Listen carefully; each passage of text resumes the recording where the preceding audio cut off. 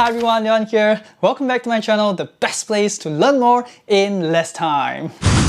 If you tend to be emotional when a conversation gets tough, or you withdraw and shut down, then you're probably faced with a crucial conversation that could affect your life, your career, or your relationship. Watch on to know how you can win people over instead of winning over them.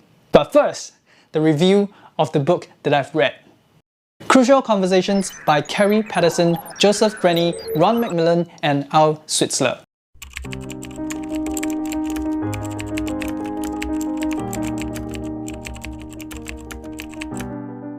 Even though the authors had made this claim, they had came up with an amazing book that shows us how communication works and how important it is, especially when it's in situations where stakes are high and emotions run wild.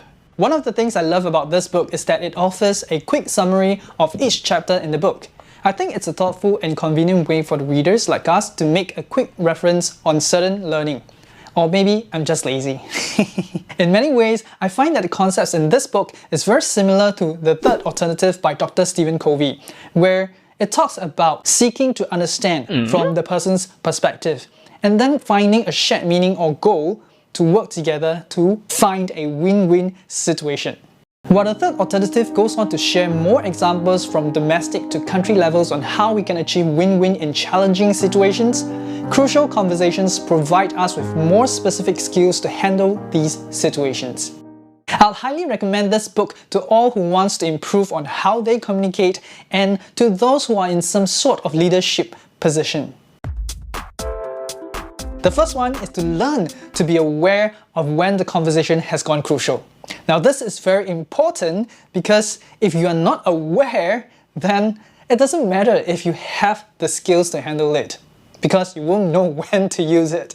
So one simple way to know when the conversation has gone crucial is to see if the situation has gone silent or violent. The heart of all successful conversation lies in the free flow of relevant information.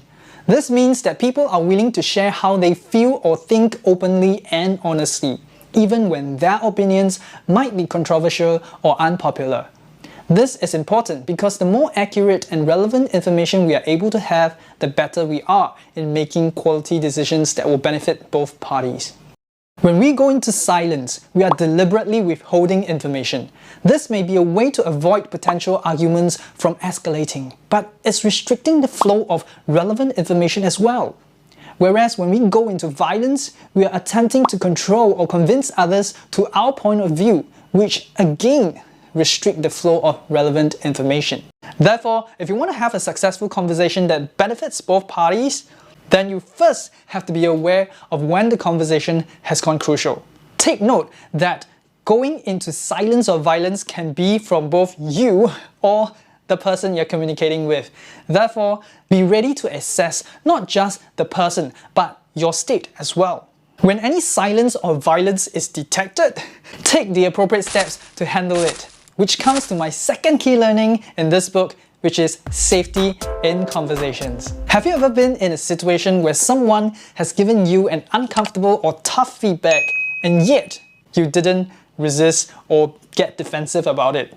Or have you been in a situation where somebody mentioned something very common that mostly your friends will say it, and yet when it comes from that person you find it offensive? So what's the difference between these two situations? It's the intent you perceive from the person.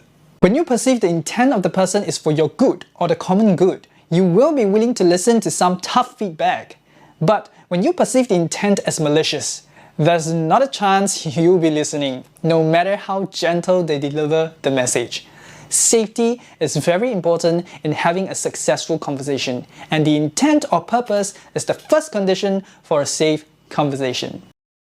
When I talk about purpose, it's referring to mutual purpose, meaning that the person must first perceive that you are working towards a common outcome in the conversation, that you care about what matters to them. Because if they sense you're just trying to get your way by manipulating them, then safety will be destroyed.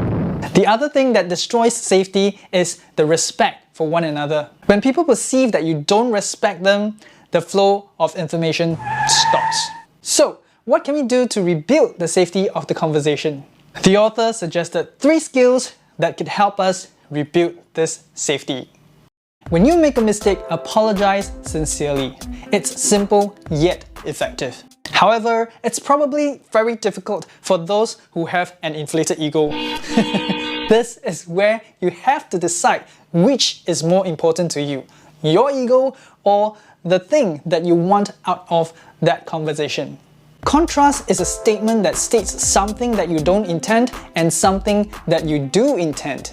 Let me share with you an example that could help you understand a little bit more. For example, you may have said something that could have made your colleague perceive that you do not trust him in work.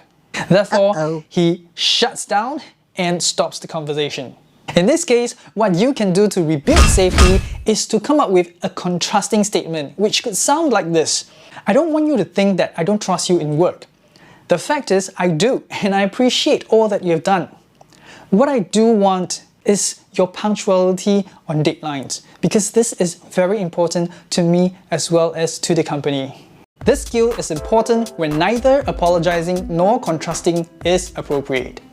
A mutual purpose is an outcome that both desire or want out of the conversation. To do this, we have to stop thinking that our way is the best way. We have to seek to understand from the other person's perspective and be open to new possibilities. It doesn't have to be my way or your way. It can be our way, a better way, a higher way, a way that none of us have ever thought of before. There are 3 questions that the authors has suggested to us that we can use to find a mutual purpose in our conversation. What do I want for me? What do I want for others? What do I want for the relationship? Use them to guide you. Give me a like or comment below to let me know if this helped you. And share this with friends whom you think could benefit them as well. Thank you for watching, wish you well, and see you in the next video.